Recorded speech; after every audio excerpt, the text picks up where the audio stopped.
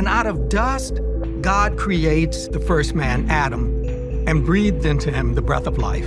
And in the middle of the garden, he plants the tree of the knowledge of good and evil. Serpent tells Eve, I know what God has said, but if you eat this fruit, you won't die. You'll just get really smart.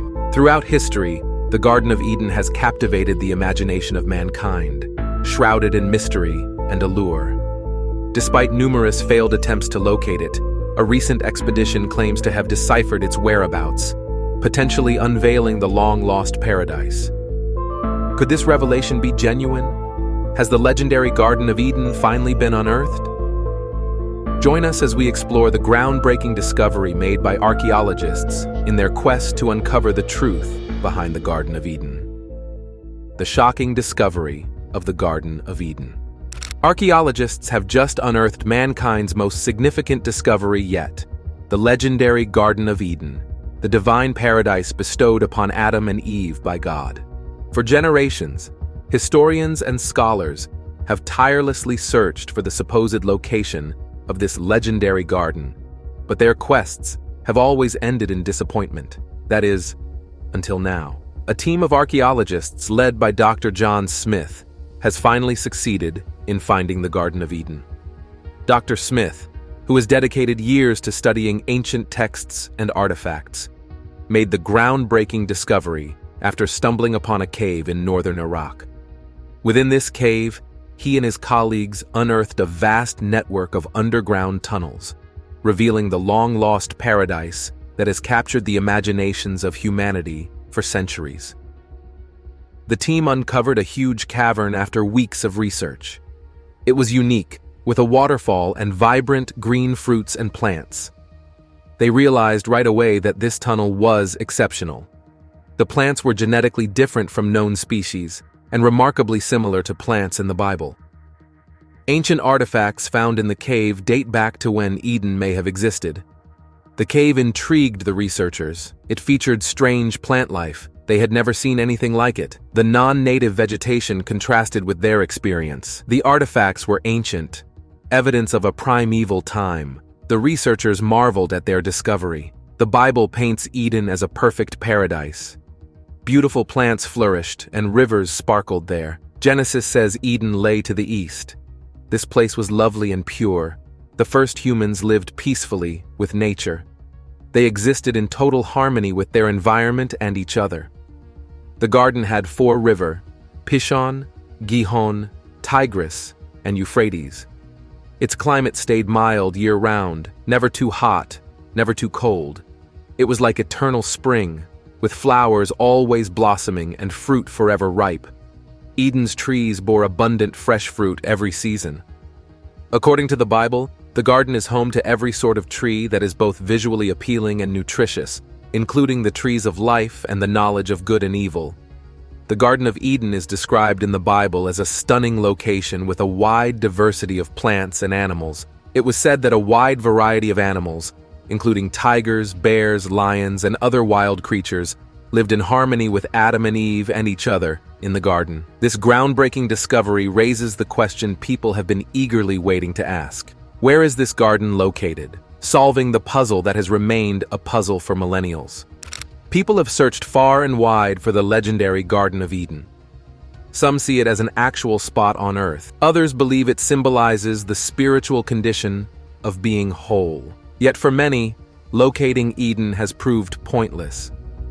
Its whereabouts have inspired countless speculations, with guesses ranging across the Middle East, Africa, and even the Americas. The mystery lingers on. While certain scholars assume the Garden of Eden was destroyed by a natural disaster like an earthquake or flood, others say it was drowned underwater. The idea that the Garden of Eden was found in Mesopotamia, in what is now Iraq, is among the most widely held beliefs. The premise of this hypothesis is the idea that the rivers that flow through Iraq, the Tigris and Euphrates, are also the ones that flow through the Garden of Eden. The region may have been home to some of the oldest civilizations in human history, according to archaeological data. According to a different hypothesis, the Garden of Eden is located in Africa, more precisely around the Nile River.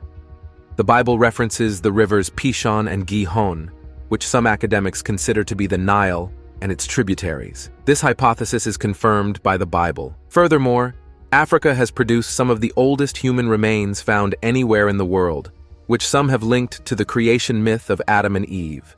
However, based on the findings of Dr. Smith's team, the Garden of Eden is located in northern Iraq, near the borders of Turkey and Iran. The cave system where the garden was found is believed to be the entrance to the garden that was described in the Bible.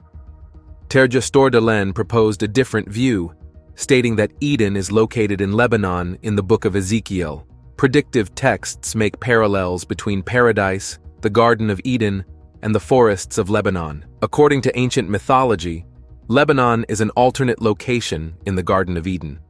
The earliest Sumerian equivalent of the Garden of Eden may have something to do with a mountain sanctuary in the Lebanon and anti-Lebanon ranges, according to Edward Lipinski and Peter Kyle McCarter.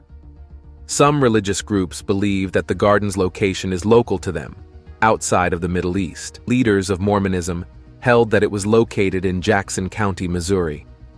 The 20th Century Panacea Society believed it was located at the site of their hometown of Bedford, England, while preacher L.V.E. Calloway believed it was on the Apalachicola River in Florida, near Bristol. Some have suggested that the location is in Jerusalem. Christopher Columbus, seeing the South American continent for the first time during his third journey to the Americas in 1498, believed he had arrived at earthly paradise. Tsit San Tai claimed that the Garden of Eden was located in what is now known as Xinjiang in his book The Creation, the Garden of Eden, and the Origin of the Chinese. There has been some speculation about a gate found in Israel that might pinpoint the location of the garden, the portal into the lost paradise in Israel. In Tel Lachish National Park, next to Mount Hebron, there is a unique shrine that dates back to the earliest temple, which was constructed in the 8th century BCE. This fascinating finding would support biblical accounts of King Hezekiah's attempts to outlaw local worship customs. Working with the Jerusalem Heritage and Environmental Protection Ministry, the Nature and Parks Authority, and the Israel Antiquities Authority, the excavation took place earlier in the year. The objective was to learn more about the old building and advance the development of the historic park. According to the head of excavation, this gate is the biggest one discovered in Israel from the First Temple era. The goal of this most recent excavation was to reveal the remaining portion of the gate, which was only partially revealed a few decades earlier in the northern region. The gate's dimensions are consistent with Lachish's status as a significant city, as revealed by historical and archaeological records. According to Emily, the head of the excavation, Jerusalem is the only place where this is significant. The Bible describes the city gates as the hub of activity where elders, judges, governors, monarchs, and other authorities would congregate. During the research, researchers discovered benches that were probably used by these significant individuals. The Lachish City Gate, which is 4 meters tall and measures 24.5 by 24.5 meters, is now completely exposed. The main thoroughfare of the city runs between its 6 chambers, 3 on each side. Emily described some of the artifacts discovered in the gates and chambers. In the first chamber, they found benches with armrests and numerous items, such as jars, grain, scoops, and jar handles stamped with the names of officials or milk belonging to the king's seal impressions. Interestingly, 2 handles bear the seal impression horn, indicating they belong to the king of Hebron. Some believe this place is just a made-up idea rather than an actual place. How true is this? Unlocking the mystery of this imaginary sacred land. For some, the Garden of Eden is not so much a real location as it is a figurative idea. They contend that in order for anybody to find redemption or enlightenment, they must travel a spiritual path symbolized by the account of Adam and Eve. According to this view, the Garden of Eden symbolizes the innocence and purity that are lost when people are driven from it. Despite the fact that it is referenced in the Bible, some people may wonder if it ever existed at all. To be honest, a lot of people will attempt to dismiss the Garden of Eden account as mere mythology. Part of the issue with this notion, though, is that God was particular in not only creating a garden, but also naming the spot. Eden was planted in the garden. It does not necessarily mean that the garden does not exist just because you are unable to discover it. In addition, the Bible's prophets made mention of the garden. Additionally, we note that the tree of life, which was situated in the garden stated in Genesis, is mentioned in Revelation 22, verse 1-3. The significance of discovering the Garden of Eden cannot be underemphasized.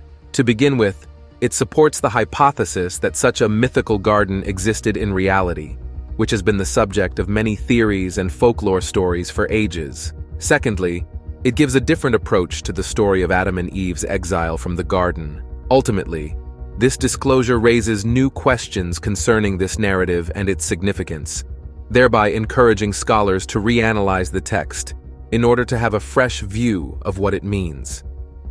Earlier in Revelation, Jesus again makes reference to the tree of life. The tree of life that Adam was forbidden from eating from after he sinned is actually the tree of life that we shall be permitted to eat from forever. There is great importance to finding out about the Garden of Eden because of its possible environmental implications. The plants found in this cave are genetically distinct from all known species, so they may offer clues useful when developing disease-resistant crops that can adapt to varied weather conditions. Although hard work and scientific processes do not produce results, searching for the Garden of Eden is challenging. Lest we forget, it could protect the unique ecosystem within Cave Hill as well as around it. Even after much research, there is still no tangible evidence that shows whether such a place actually existed in history. The story draws its inspiration from religious texts that have no scientific evidence. Over the years, geological shifts have played a key role in shaping the Earth's landscape as well as its climate. Perhaps natural disasters such as earthquakes, floods, or erosion could have destroyed any physical remains of the legendary Garden of Eden. This idea is also supported by human evolution. It has been millions of years since human evolution began, and this process has been complicated and diverse in nature. It is, however, not likely that where the Garden of Eden was supposed to be found in the Bible was actually the first home for mankind. What awaits us ahead? This site, which is sacred, still remains mysterious to people. Discovering the Garden of Eden creates many possibilities and dilemmas for future studies. This may also give many chances for uncovering while exploring the deep cave system where Garden of Eden once existed. Nevertheless, scientists should overcome such difficulties as how to enter safely into the caves and keep their delicate ecosystem intact.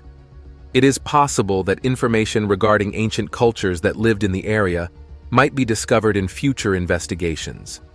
It is equally possible that we may learn a lot about the development of agriculture and horticulture by examining the religious significance of the Garden of Eden. The Garden of Eden used to teem with fruit trees, beautiful plants, and rivers that gleamed.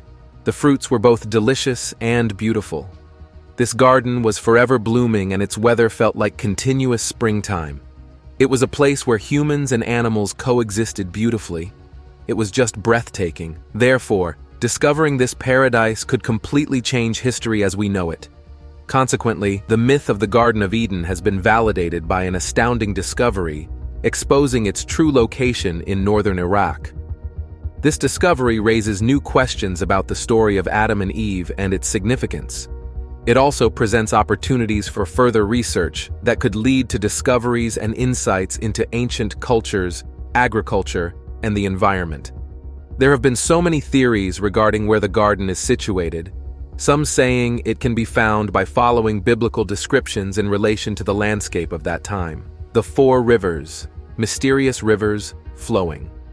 According to the Bible, a river emerged from Eden to irrigate the garden before splitting off and becoming 4 heads.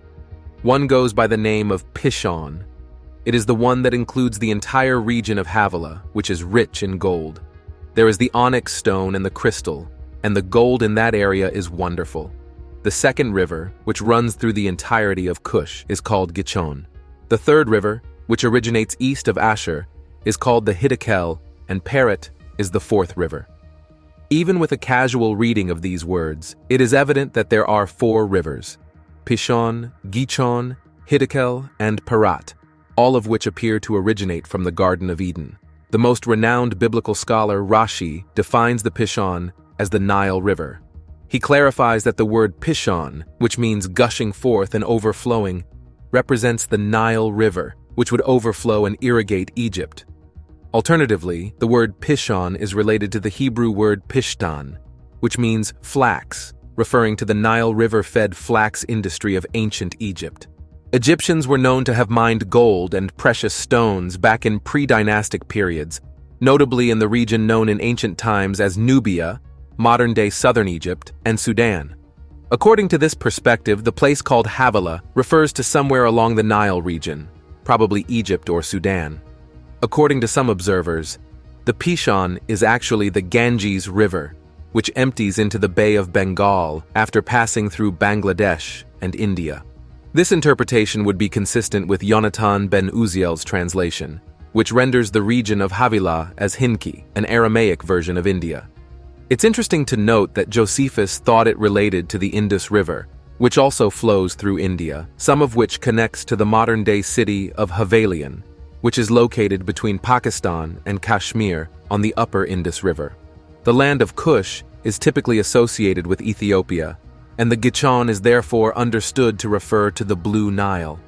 The Blue Nile begins in Lake Tana in Ethiopia and meets the White Nile in Khartoum, Sudan, where together they form one river that flows all the way to Egypt. R. David Kimchi, a 12th century biblical commentator, explains that the name Gichon means to diverge, which symbolizes the numerous tributaries that diverge off the Blue Nile in Ethiopia. The third river, Hiddekel, is widely accepted as being the Tigris River, which flows from southeastern Turkey through Iraq and eventually spills into the Persian Gulf. Daniel describes standing on the banks of the Hiddekel River while receiving one of his visions during the time when he was in exile in Babylonia. Clearly, the Hiddekel River is in the region of ancient Babylonia, which is present-day Iraq. Yonatan ben Uziel, a sage who lived in the Second Temple era, translates the word Hiddekel into the Aramaic word Diglas. Even today, the Tigris is called Dicle in Turkish and Dijla in Arabic.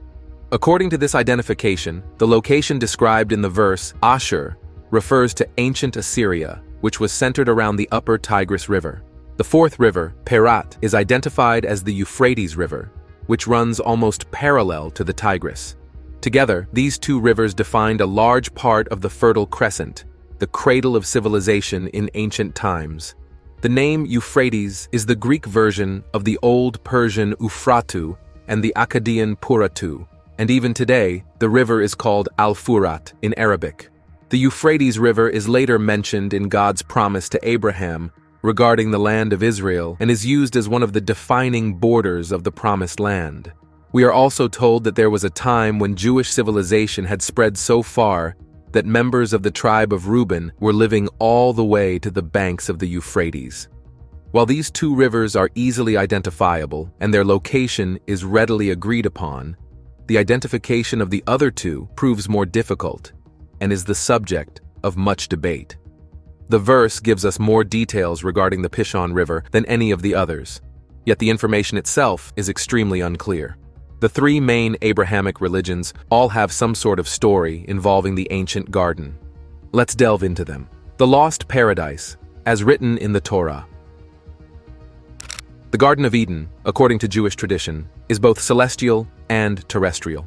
The celestial Garden of Eden is the righteous person's soul's destination once physical existence on earth is finished. The terrestrial Garden of Eden refers to the place in which Yahweh, the Hebrew name for God, created Adam and Eve, from whom many believe that humankind descends. Jewish law written down in the Talmud describes this garden as being in Eden. The garden, also called Gan in Hebrew, is described in Genesis, the first book of the Jewish Torah and Christian Bible.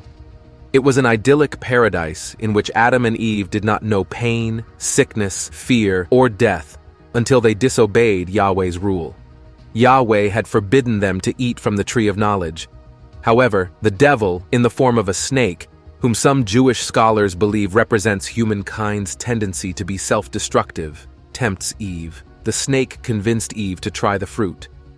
According to the book of Genesis, chapter 3, verse 4-5, the serpent said to Eve, "You will not die, for God knows that when you eat of it, your eyes will be opened, and you will be like God, knowing good and evil.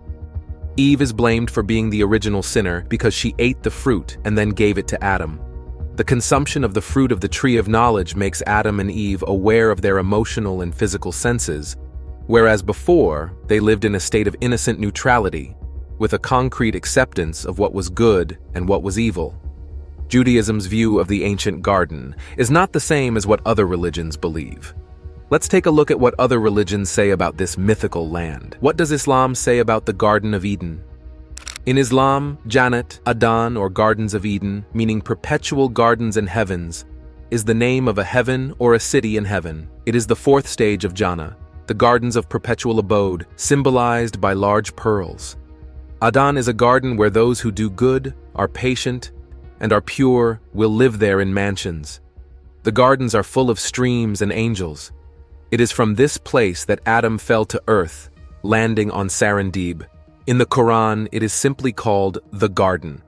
There are several mentions of the garden in the Quran, while the Garden of Eden, without the word Adan, is commonly the fourth layer of the Islamic heaven and not necessarily thought of as the dwelling place of Adam. Quranic exegetes believe that Jannat is superior to other gardens of heaven. In a hadith from the Prophet, the Gardens of Eden are described as being what no eyes have ever seen and what has never occurred to any heart. However, there are sensible descriptions of this heaven in some Quranic verses. Residents of Gardens of Eden are said to include different groups, such as prophets, the sincere, martyrs, believers, and mujahids. Despite the biblical account, the Quran mentions only one tree in Eden, also called the tree of immortality and ownership of no decay, which Allah specifically forbade to Adam and Eve. In other words, there is no tree of knowledge in the Quran. They have been saying this mythical paradise cannot be found, and have also been pointing out some reasons why it cannot be. Let's take a look at this. Will the lost paradise ever be found? According to this idea, the Garden of Eden is a myth and cannot be found. Because of the mythology surrounding its river system, one cannot locate it by tracing the Pishon, Gihon, Tigris, or Euphrates. A subset of liberal PhD scholars who agree with the anthropological perspective that man made his deity in his own image recognize that the Garden of Eden is a reconstruction of earlier Mesopotamian stories concerning the city gardens of the gods and goddesses in ancient Sumer, modern-day Iraq. The gods created cities so they might live, according to some myths. They could perish if slain and possessed flesh bodies. They constructed city gardens so they could grow food for themselves since they could starve to death. The Sumerians named the floodplain of Lower Mesopotamia, where these cities and their gardens were constructed, Eden, and Eden was the garden of the gods. The Tigris and Euphrates, two of Eden's rivers, were used as irrigation channels to irrigate them. Eventually, the gods got tired of caring for their city gardens. They created men to care for their gardens. Man built irrigation canals, planted food, harvested it, and presented the produce of Eden's gardens to the gods, to eat in temples in the cities the gods built for themselves before man's creation. The gods did not make man as an act of love to have someone to fellowship with, as taught by Judaism, Christianity, and Islam. They made man their agricultural slave to be ruthlessly exploited by them, for the work in Eden's gardens was backbreaking and grievous. The gods will never expel man the slave from their gardens of Eden, for to do so would mean that the gods would have to work the gardens themselves for their own food, a task they dreaded, hence the reason they made man to be their slave and do all the hard, dirty work on their behalf. The gods also denied man godhood, or immortality. Why? Man was created to be an agricultural slave, to grow food and feed it to the gods. In the Mesopotamian scheme of things, the gods do not grow their own food and feed themselves. That is man's task or purpose in life. If man is allowed to become immortal and a god, then who will feed the gods and grow their food in Eden's gardens? Thus, the reason man is denied godhood is that the gods do not want to have to bear once again the grievous agricultural toil in the Gardens of Eden. So Genesis' Garden of Eden myth is a recast and refutation of Mesopotamian myths, explaining where and why man was created. The pre-biblical prototypes behind Genesis's Garden of Eden are the city gardens of Eden in ancient Sumer, where every city had its god's or goddess's garden to grow food for the deity to eat. Thus, there is not one prototype behind Genesis's Garden of Eden. There are many prototypes in every single city in ancient Sumer. There is one truth about the Garden of Eden that counts more than all others, despite the many theories and viewpoints surrounding it. God has created provisions so that the purest of all people will enjoy the fruit from the tree of life for eternity, regardless of the precise location and whether we ever find it or not. Whichever way it goes, let's make sure you're among the winners so you can experience eternal life in paradise as well. Thanks for watching. Let us know your thoughts on the recent finding of paradise on Earth. Don't forget to like, share, and subscribe to more videos.